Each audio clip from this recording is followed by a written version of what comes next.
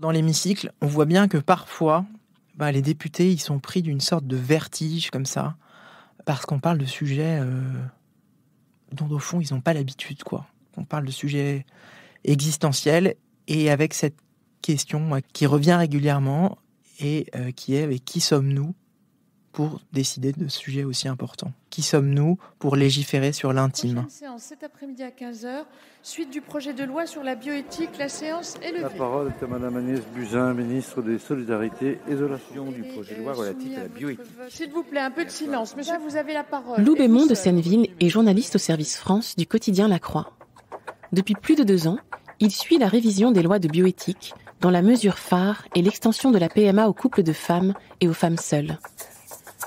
À partir de l'automne 2019, il s'est rendu pendant plusieurs jours et parfois même des nuits à l'Assemblée nationale et au Sénat pour assister aux dizaines d'heures de débats autour de ce projet de loi controversé. Dans ce podcast, un journaliste de La Croix raconte les coulisses d'un reportage, d'une enquête ou d'une rencontre. Ce qui s'est passé avant, comment il l'a vécu et comment l'histoire se poursuit. Vous écoutez la 3e saison de L'Envers du récit.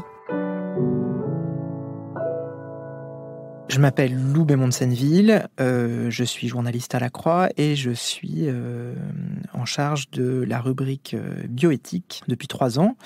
Et à ce titre, j'ai eu à couvrir la révision des lois de bioéthique. C'est un sujet dont on a pas mal parlé parce qu'il contient une mesure phare qui a fait beaucoup de bruit, qui est l'extension de la procréation médicalement assistée aux couples de femmes et aux femmes seules. En fait, dans ce texte, il y a d'autres sujets. Il y a par exemple des sujets sur l'anonymat des dons de gamètes, c'est-à-dire est-ce qu'il faut autoriser les personnes qui sont nées d'un don de gamètes à pouvoir avoir accès au nom de leur géniteur. Il y a aussi des sujets sur la recherche sur l'embryon. Est-ce qu'il faut faciliter la recherche sur l'embryon et sur ce qu'on appelle les cellules souches embryonnaires. Il y a aussi des sujets autour de l'intelligence artificielle, des embryons chimères. Enfin voilà, il y a un certain nombre de sujets qui sont pas nécessairement médiatiques, mais qui ont aussi beaucoup occupé les experts, les politiques. Et donc j'ai eu à suivre pour le journal toute l'élaboration de cette loi. Des premiers débats publics qui ont eu lieu avec ce qu'on a appelé les États généraux de la bioéthique en 2018, au projet de loi, qui a été soumis à l'Assemblée nationale et au Sénat. Pour moi qui couvre ces sujets de bioéthique au journal La Croix, en fait, je suis garant d'un certain équilibre. À la fois, le journal, il est assez engagé en fait sur ces sujets-là. Il est assez engagé dans ses éditos. Il dit clairement que la PMA, c'est un pas dans la mauvaise direction. Et en même temps, mon rôle, c'est à la fois de tenir compte de ce positionnement éditorial et en même temps d'aider les lecteurs à entrer dans la complexité de ces sujets pour qu'ils puissent aussi penser par eux-mêmes. Et donc pour ça, le pari que je fais comme journaliste et le pari que le journal me demande de faire, c'est d'aller interroger tout le monde, de faire le pari non seulement de l'intelligence des lecteurs, mais aussi de faire le pari de l'intelligence de mes interlocuteurs. Et donc de pouvoir, dans mes articles, les faire dialoguer entre eux, qui puissent confronter leurs arguments, qui puissent aller jusqu'au bout de leur raisonnement. Et voilà, moi, c'est vraiment ma manière de traiter la bioéthique, et c'est vraiment la manière de La Croix de traiter la bioéthique, c'est d'honorer l'intelligence des lecteurs, mais aussi d'honorer celle de mes interlocuteurs.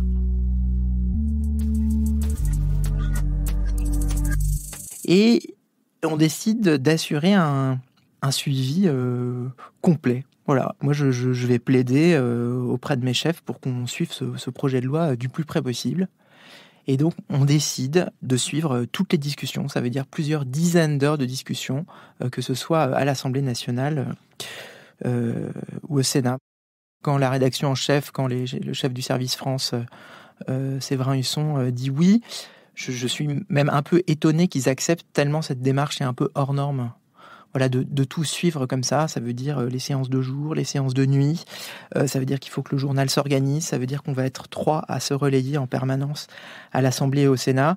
2 de mes collègues, Béatrice Bougnol, Méliné Lepriol et moi, ça veut dire qu'il y a un circuit de relecture qui s'organise pour que les chefs puissent relire les articles à 22h ou à 7h du matin en se levant, donc voilà. On se met en branle, en capacité pour avoir ce suivi le plus proche possible de ce projet de loi de bioéthique. Moi, comme journaliste qui suis investi à fond sur ces sujets-là, je suis ravi. En fait, je suis passionné par ces sujets. En plus, j'aime bien les ambiances de négociation politique. Et puis, suivre comme ça un texte, ça peut être un peu aride au fil des années.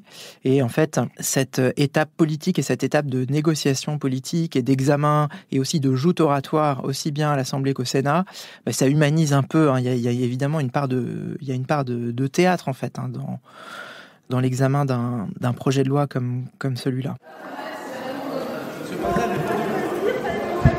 Un peu de silence. Monsieur, vous avez la parole. Et vous seul. Un peu de retenue, mes chers collègues, quand même. Parce que... On est mi-septembre 2019 et donc ce travail commence dans la commission spéciale qui a été chargée d'examiner ce projet de loi. Cette commission, elle va mener quelques auditions et puis le long travail de plusieurs dizaines d'heures de tricotage et de détricotage de ce texte va commencer. Les députés ont déposé 2000 amendements. À la fois, ce sont des amendements pour discuter du fond du texte, et puis il peut y avoir pas mal d'amendements de forme. Et donc, ce travail commence à la commission spéciale, qui est composée de 72 députés, mais il y a plusieurs personnages au fur et à mesure des travaux qui se dégage. Il y a la présidente de la commission, Agnès Firmin-Lebaudot, qui est une pharmacienne, qui est du Havre, très proche d'Édouard Philippe, une personnalité qui vient de centre droit, donc qui va être un peu la personnalité de consensus pendant ces discussions. Il y a un deuxième personnage qu'on connaît bien quand on suit les lois de bioéthique, qui est Jean-Louis Touraine. Jean-Louis Touraine, c'est un député qui vient du Parti socialiste, qui est LREM à ce moment-là, enfin qui est toujours LREM, et qui est vraiment un ardent défenseur d'un certain nombre d'évolutions sociétales perçues par certains comme très très progressistes. Voilà, qui est à la fois pour l'extension de la PMA, qui est aussi pour la GPA, qui est aussi pour un certain nombre d'évolutions, qui est le rapporteur de ce projet de loi, en tout cas l'un des rapporteurs, et qui constitue aussi une voix importante. Et puis, il y a un troisième personnage autour desquels les débats vont s'articuler. C'est quelqu'un qui s'appelle Thibault Bazin, c'est un jeune député qui est élu en Meurthe-et-Moselle et qui va se faire le porte-parole des Républicains à l'Assemblée nationale de LR et qui va prendre comme ça au fil des débats une épaisseur en entrant vraiment dans ces débats. Donc voilà, la discussion, elle va un peu s'organiser autour de ces trois personnages.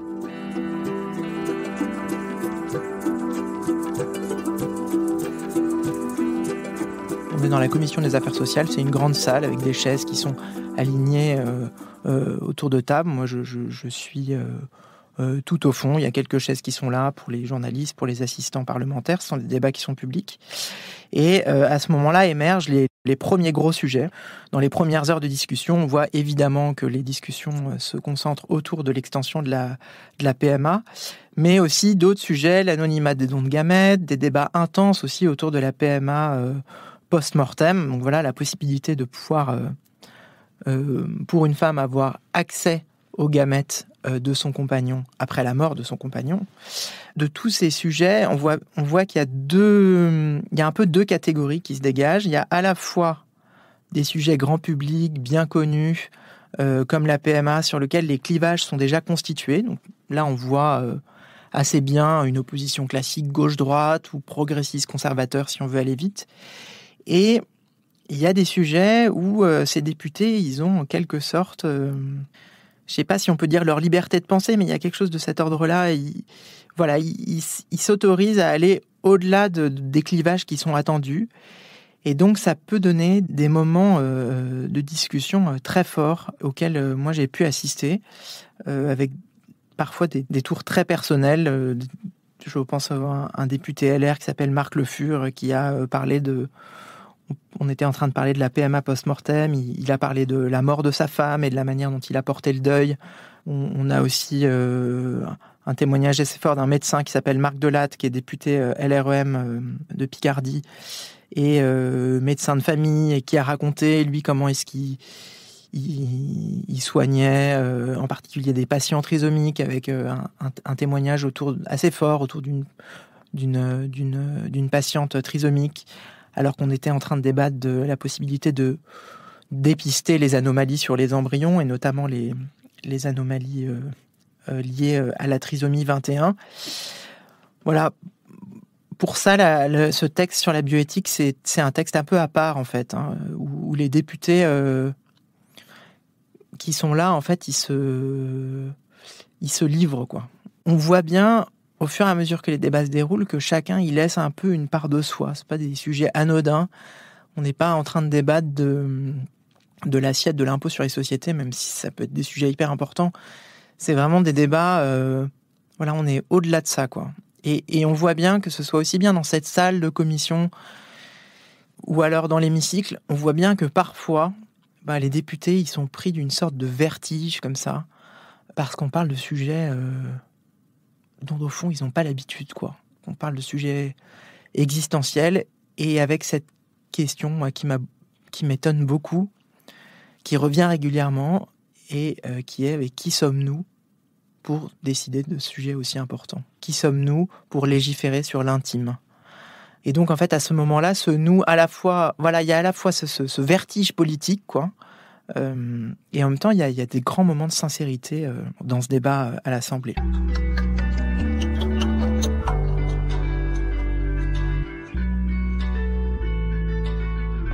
Alors, nous, les journalistes de La Croix, donc Béatrice, Mélinet et moi, on se relaye jour et nuit. Moi, je suis au fond de la salle avec mon ordinateur sur les genoux. À la fois, je prends des notes et en même temps, j'essaye de tweeter les débats en direct. En même temps, c'est un peu délicat parce que parfois, les débats sont un peu techniques ou si on rate un mot, il faut pas faire dire à un député quelque chose qu'il n'a pas voulu dire, surtout que ce sont des sujets extrêmement sensibles. Donc, voilà, c'est des moments qui sont assez particuliers avec un peu de tension et le plus souvent en fait que ce soit mes deux consoeurs ou moi, on est seuls en fait, hein. Enfin, on est les seuls journalistes au fond de cette salle. Il y a un peu de quelques confrères qui sont là pour les articles les plus médiatiques, comme sur la PMA. Parfois, il y a aussi le confrère de l'hebdomadaire Têtu, qui est aussi très attentif à ces sujets. Mais voilà, le plus souvent, on est seul. Et sur le site de La Croix, on publie 2 ou 3 articles par jour, avec un rythme assez soutenu, moi, que j'ai jamais connu à ce point. Voilà, les séances de nuit se finissent à minuit et demi, parfois 1h du matin. Je sors de l'Assemblée, je prends mon vélo, je rentre chez moi et voilà, j'écris, je rallume la lumière dans mon salon et j'écris mes articles entre 1h30 et 3h du matin. Donc il y a un côté un peu surréaliste dans mon salon, dans cet appartement endormi, sur ce que j'ai entendu dans les heures qui ont précédé.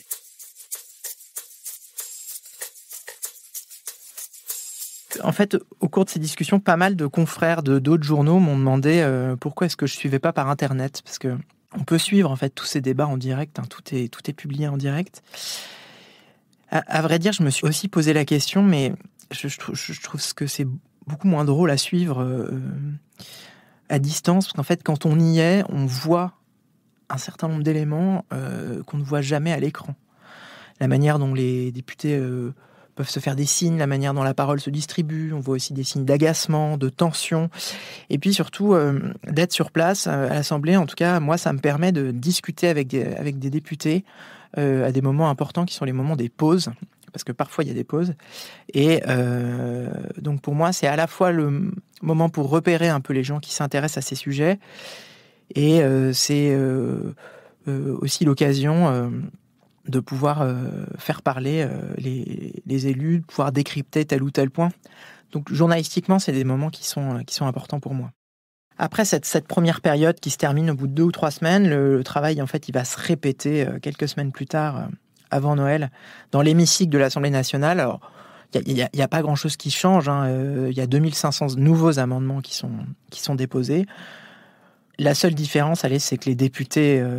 aux députés de la commission spéciale, donc qui ont vraiment travaillé le fond, s'ajoutent ceux qui ont moins travaillé le texte et qui viennent dans l'hémicycle juste pour faire une petite intervention, juste pour alimenter leur compte Facebook ou leur compte Twitter, qui essayent un peu d'aller au clash. En général, ceux-là, on les repère assez vite.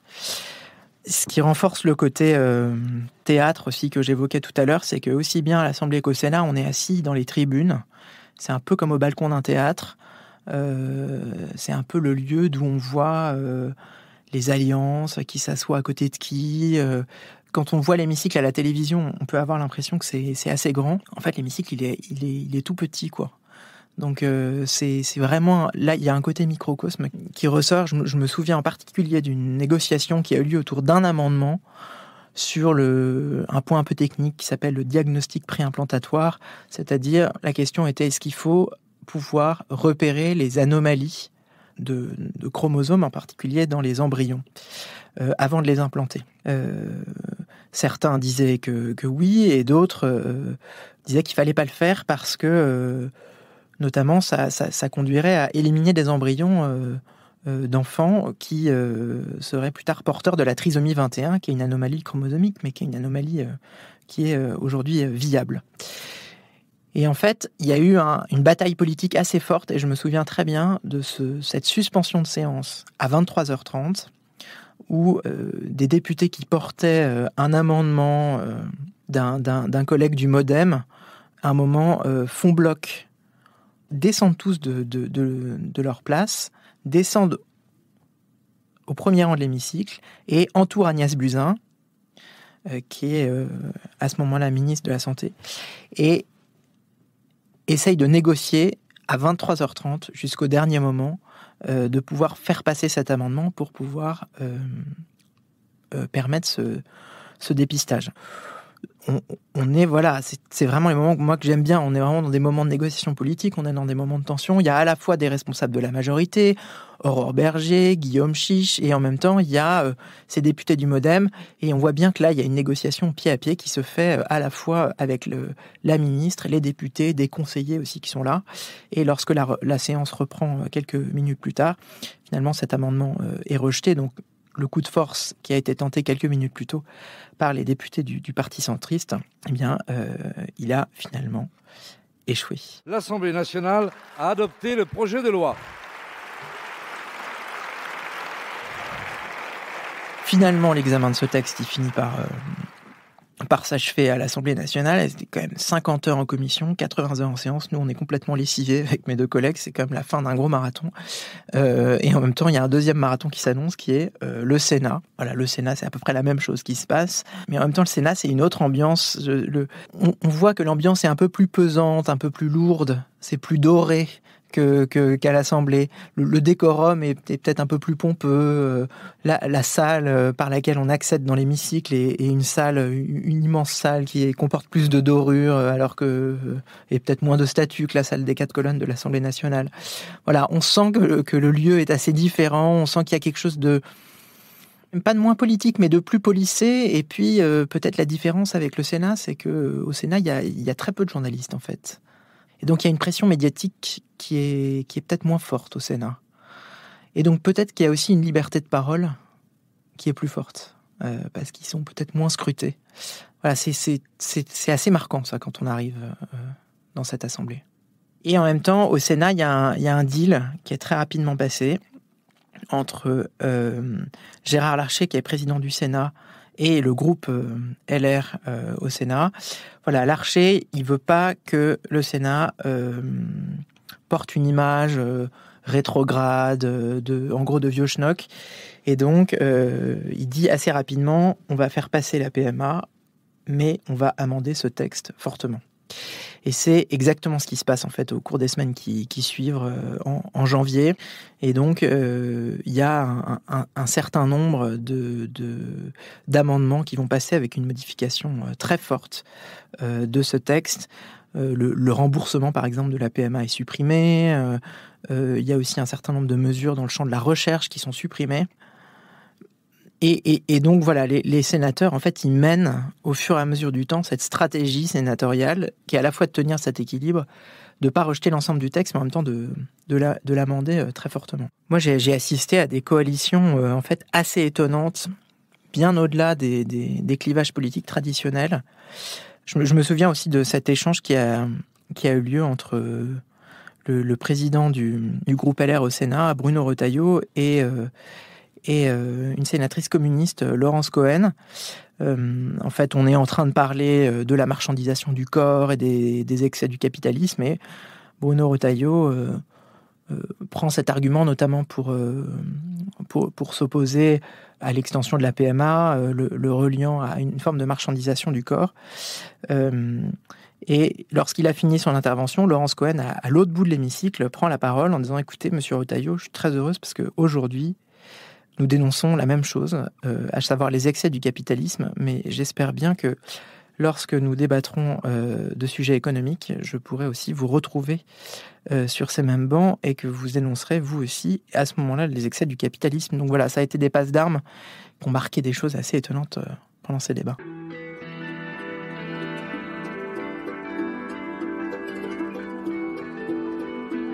Ces débats, ils ont pris fin en janvier, et donc à la fois l'Assemblée et le Sénat, ils ont fini la première phase qu'on appelle la première lecture.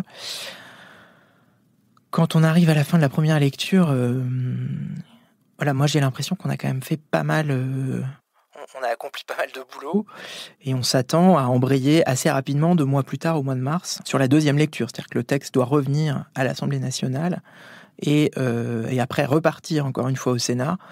On attend que ce texte soit définitivement adopté avant la fin de l'année, au mois de juin. Ce qu'on ne prévoit pas à ce moment-là, lorsque le Sénat adopte ce texte, c'est ce qui va arriver quelques semaines plus tard, parce qu'en Chine, dans une ville qui s'appelle Wuhan, commence à circuler un virus, le Covid-19, qui va absolument tout arrêter, qui va arrêter le monde, et qui va évidemment arrêter l'activité politique en France, et donc l'examen de cette loi de bioéthique. L'examen du texte reprend à l'Assemblée nationale au mois de juillet, où les députés entament la deuxième lecture. Et pour moi, qui arrive à la fin non seulement de ce morceau du texte, mais aussi de ma responsabilité à la tête de la rubrique bioéthique, puisque je m'apprête à partir à Rome comme correspondant du journal pour quelques années, pour moi, c'est aussi une page qui se tourne, d'avoir presque achevé ce texte. Alors, il restera une lecture au Sénat à l'automne, mais d'avoir vu comme ça, pendant presque 3 ans, en fait, la jeunesse d'un texte, de ses revendications sociétales à la manière dont les débats se sont organisés publiquement, voilà la manière dont ces textes ont pris corps dans la société, mais aussi dans la loi, finalement, ça restera une expérience assez unique. Une grande chance aussi d'avoir pu suivre toutes ces étapes minutieusement et d'essayer d'avoir fait vivre ça aux lecteurs de là où j'étais, de ma place de journaliste. 237 pour, 359 contre. L'Assemblée nationale a adopté le projet de loi.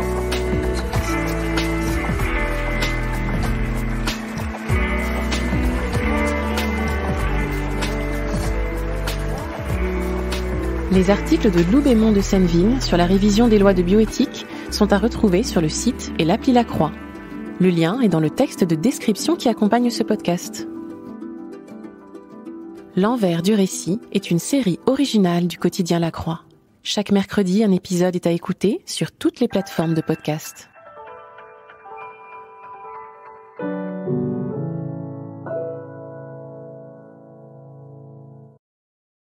Vous avez aimé ce podcast ?